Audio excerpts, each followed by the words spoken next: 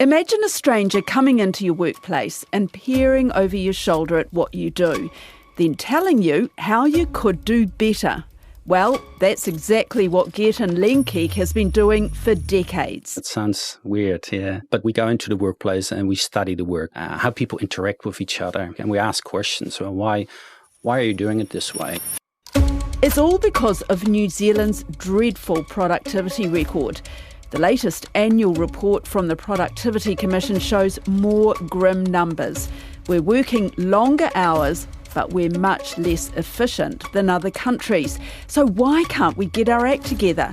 I'm Sharon Brett-Kelly. Today on The Detail, how an inefficient workplace is eroding our standard of living and why our Kiwi quirks don't always help.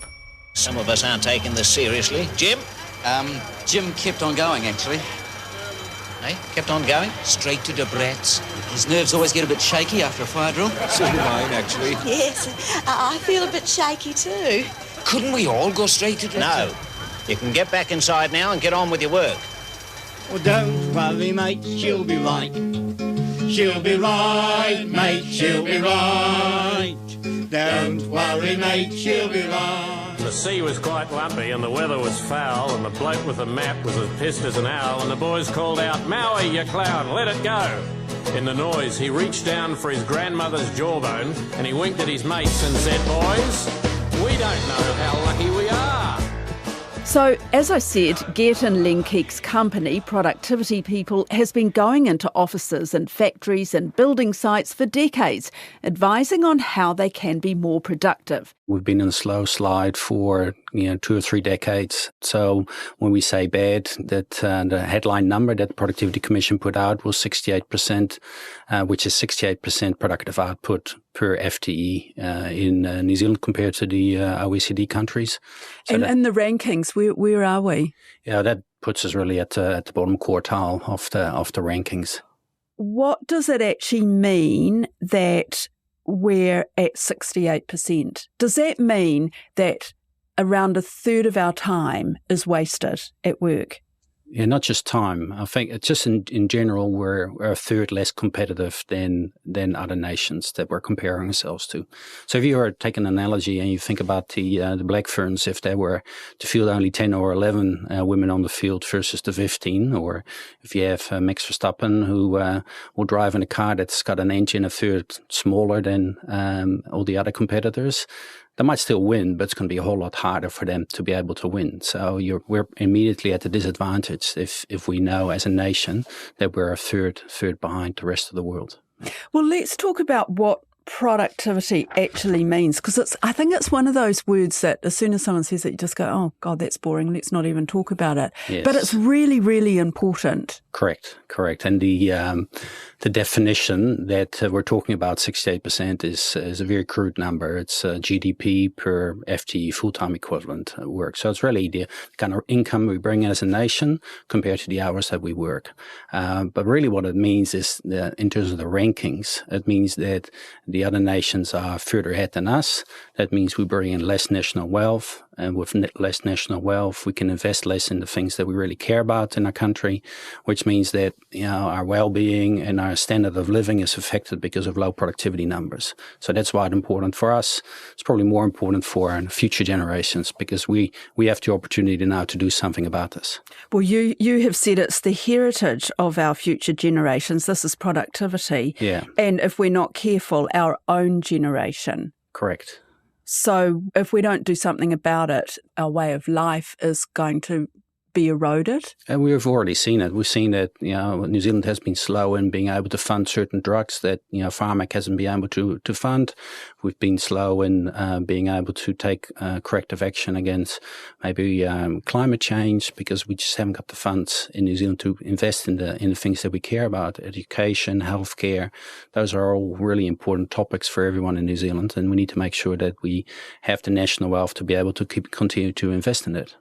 And that's the thing, we're just not as wealthy as we should be compared with other OECD countries. Yeah, so from that point of view, productivity becomes even cruder, and it appears to be about money, but really it is a whole lot more. It's around satisfaction as well, job satisfaction. So a worker that has a productive day will go home satisfied versus a worker that's been firefighting and expediting constantly and feel after 10, 12 hours that they haven't achieved anything, even though they put a lot of elbow grease into the job that they've done. So we're working really hard, but we're not getting the productive outcomes that other nations get. And do you think we know that?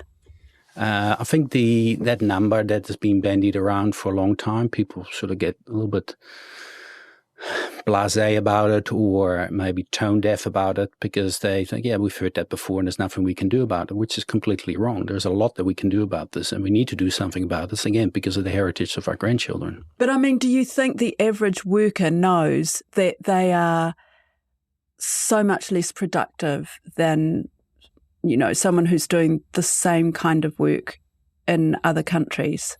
If you were to sit them down and talk to them about this, they will tell you all of these examples about where they're frustrated. Frustrated about they were having to wait for information or equipment to be ready, or equipment that isn't working properly, quality issues from people that have handed them work, so maybe wrong designs of documents or incomplete information. So they get frustrated by a lot of things in their work. And all of that frustration is typically around the inefficiencies that they observe, either with the resources that they have, or the method they have got to follow, or the material that they get handed, or the information that they get handed. So that frustration is really the lead into productivity loss. So what are the workers saying about it? Well, we sent out our producer, Bonnie Harrison, to talk to people in Auckland City. How efficient would you say is your workplace run? I think there could be a lot more to be done. Like what? I think the most important thing right now is prioritising the existing resources that we have. We come into the workplace and we think that we don't have the necessary tools to get through the day quicker, but then I look at the resources that we have and I feel like if it was just allocated better, used better, I think if it was used better, I think we could be much more efficient in our workplace. Like what? Like how? Our manpower.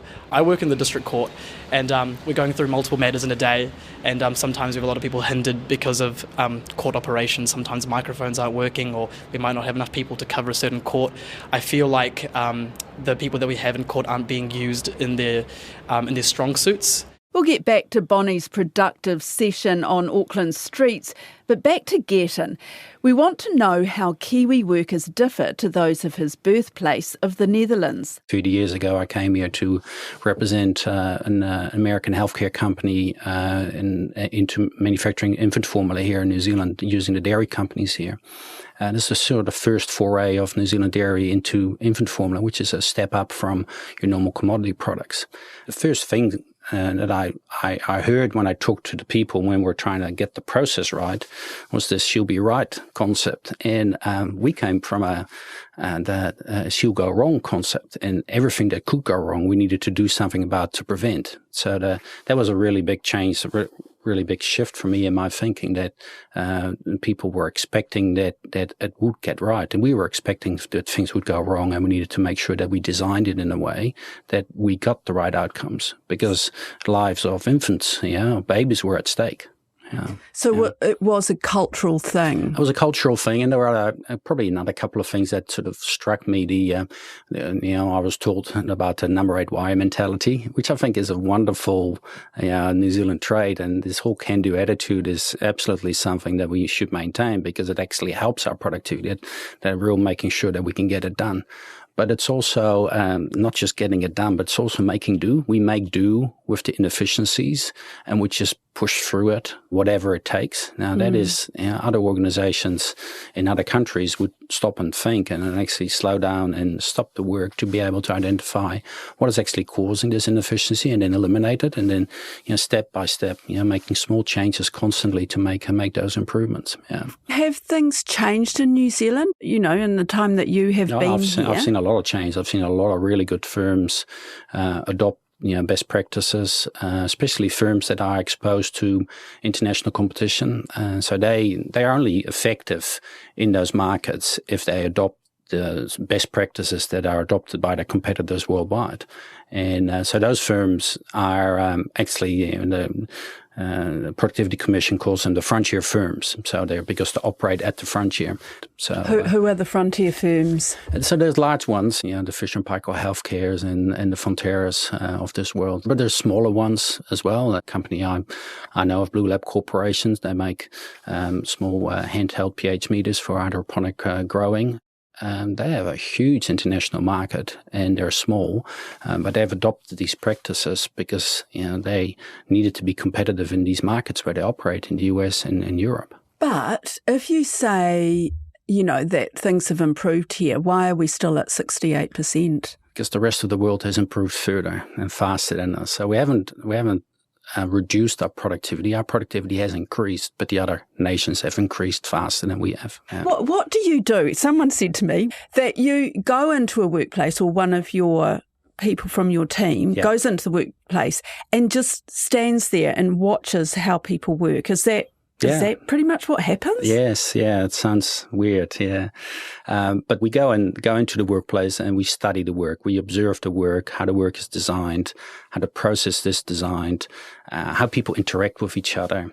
And then we make observations and we talk to the people who are doing the work and we ask questions. So why are you doing it this way? And what's happening right now? We constantly ask those questions and we get answers, and we then look for inefficiencies. And we might be at an assembly plant where somebody's assembling a number of parts on a piece of metal that's being powder coated, and we observe somebody drilling a hole and making it slightly bigger. We ask the questions, and quite often the answer is, it's just a design failure, or it's a part that we couldn't buy anymore, a different supplier doesn't quite fit. So we have to make these small mods just to make sure it still works. One example where one of our team stood at the line for 4 hours, made a list of 30-something observations, talked it through with the people, with the team leader, made the changes, had another go at this, and doubled production within that same period by just trying to eliminate these small little inefficiencies. So we hope that we can give them 5 ideas so they can do 1,000 ideas themselves.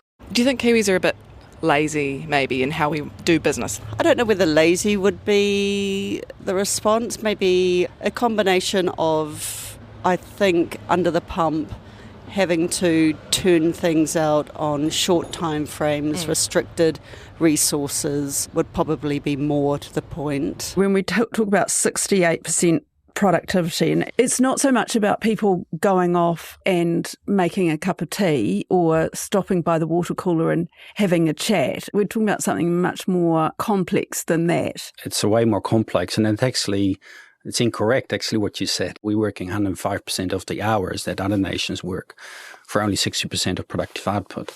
So people aren't slack in how they do that work, but the way the work's been designed is often the reason for them to be inefficient. So if I have another example, we found an identical problem when we did work at a law firm and a construction firm when we call that map tap process. So you look at all the way from the front end to acquiring the work to delivering the work, and then accounting for hours, and then billing the client and doing follow-up on invoices, etc. And what we're finding is that just the accounting for hours in the law firm versus the construction firm, there was so much work that needed to happen, was incorrect, it was incomplete. And in the construction firm, there was one person out of a team of 4. Their sole purpose was to follow up all the discrepancies and making sure that everything worked and clients could be invoiced.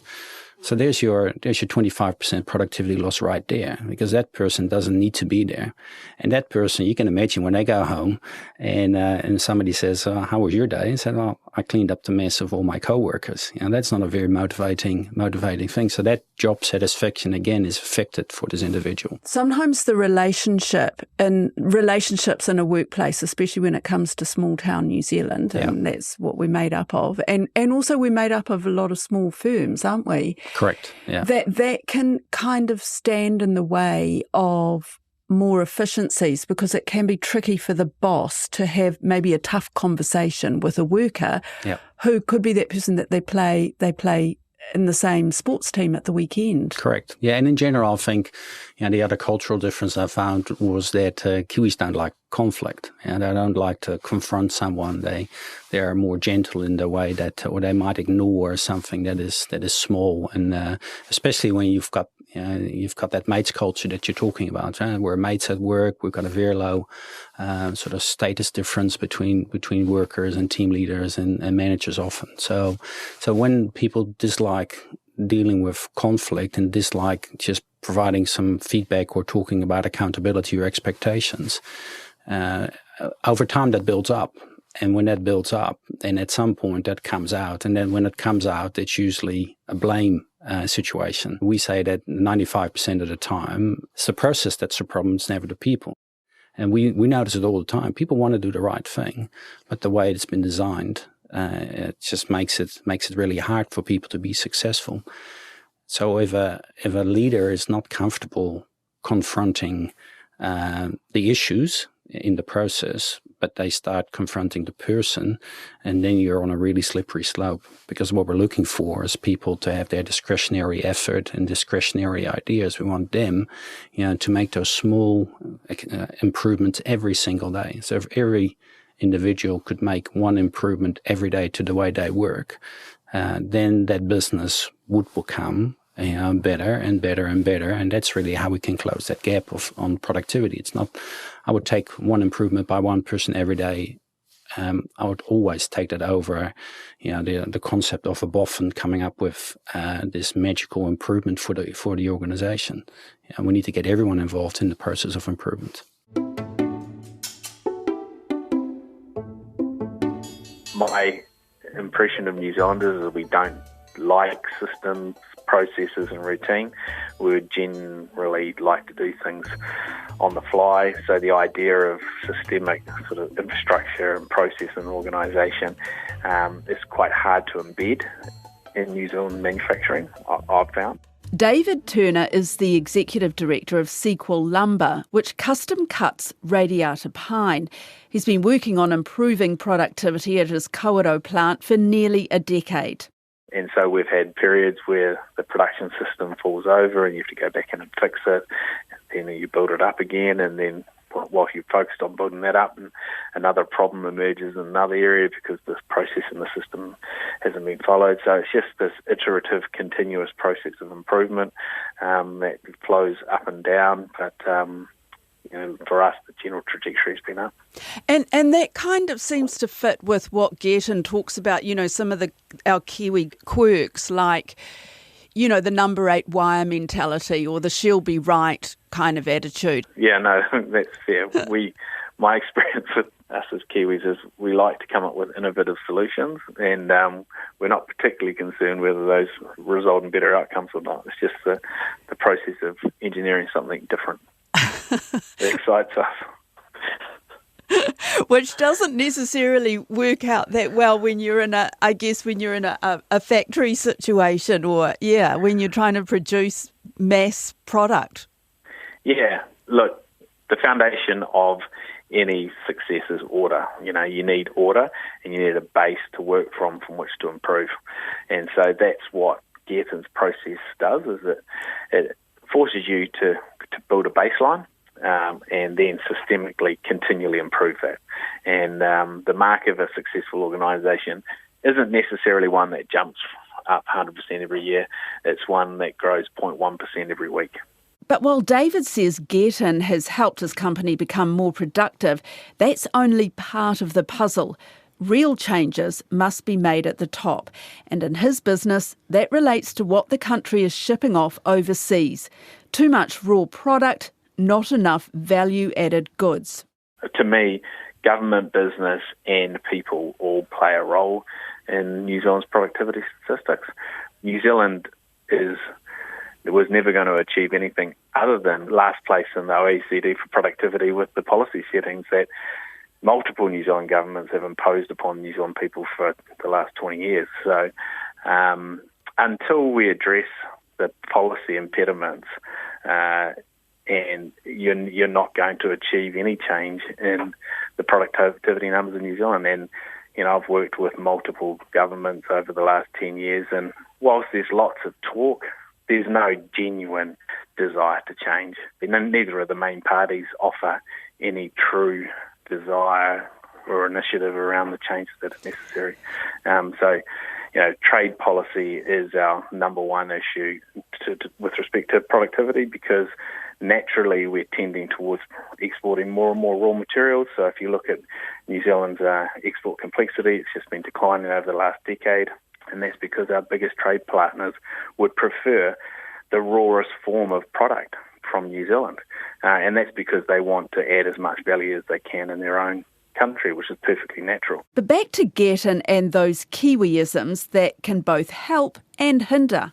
If New Zealanders don't like confrontation, what sort of reaction do you get when you say to them, why are you doing it that way? And if you did it this way, it would be much more efficient. Yeah, so it's a very good question. Being Dutch and sometimes often being a little bit too direct, as you can imagine, even after 30 years. And sometimes that directness is needed, especially when I just need to point out the obvious. We do have a team approach where we have people that are more patient with our clients. But most of the time, by just asking questions and just having an open mind around the answer, not having an agenda about this is the question I'm asking and I'm looking for you to give me this particular answer. I think you've just hit the nail on the head around why is it so difficult to make productivity improvement, because in the end, what is the most important? He tangata, he tangata, he tangata. It's always about the people in the organization. And if the people aren't on board with this, then any productivity improvement is going to be really difficult, and it's going to be top down, and it's going to be all stick and no carrot, and it will be not sustainable. My team wears like multiple hats with what they do, and then even if I were to put them on another completely different role as what their job title says, they're happy to do it for me because one, it's a new learning opportunity for them. And then second, they can't say no to me because I'm too nice to them. Of course. But what about, thinking more generally maybe outside of your workplace, does it surprise you that New Zealanders doing business are not super efficient? I wouldn't say so, no. I'm sure we're all efficient. I mean, you can't measure us with a country like Australia or US or something like that because they got a lot more people and there's a lot more competition. Whereas us, it's fine, it's good to be like this and not to take everything so seriously. I mean, I kind of like the work culture here and how people are. If you've been doing this for such a long time and we're still low down on productivity, are you doing something wrong, or why aren't we more productive if somebody like you is going into a workplace? Are there just not enough of you doing it? I'm the first one to say that we're doing something wrong because you can always improve, regardless how successful you are as an individual or as an organization. And so why am I optimistic? It's because we are seeing more and more organizations adopt these practices. It's been slow, but we're seeing more organizations adopt these practices, and we need critical mass to be able to go over the tipping point of now we have sufficient knowledge that this is now the acceptable way of working. When we see that change happening, then we realize that if more organizations start to do this, that tipping point will come.